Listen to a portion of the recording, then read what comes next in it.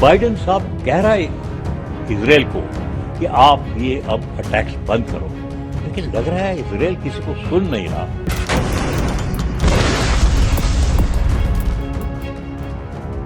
Israel Iran का जो ये युद्ध है, ये युद्ध ये चलता रहेगा, एक दूसरे को बम्बार्ड करते रहेंगे।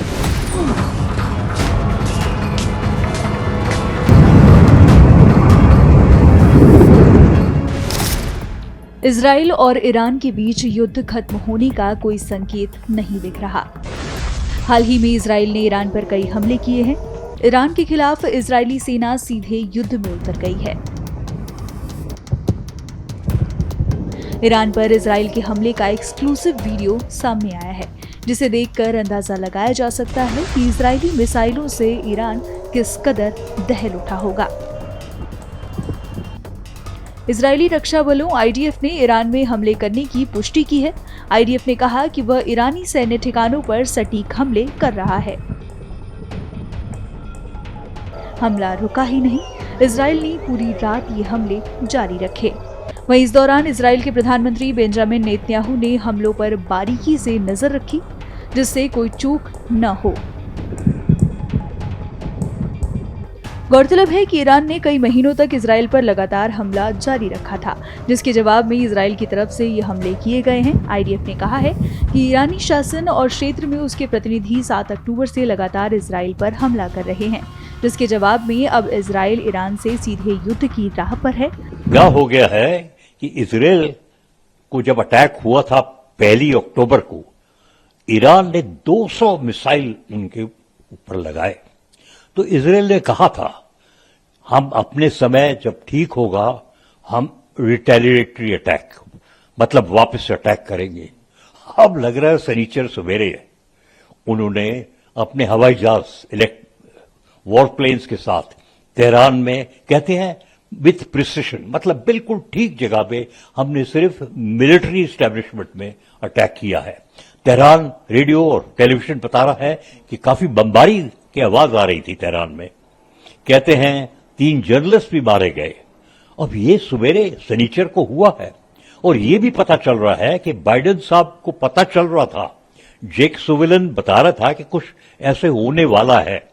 तो बाइडेन साहब कह रहा है इजराइल को कि आप ये अब अटैक्स बंद करो, लेकिन लग रहा है इजराइल किसी को सुन नहीं रहा। और ये आश्चर्य की बात है, बिल्कुल आश्चर्य की बात है कि शनिचर को वॉर प्लेन्स, हवाई जहाज, उनके पास जो बहुत एडवांस्ड F-16, F-35 है, उसके साथ उन्होंने मिलिट्री टारगेट्स पे अटैक कर दिया।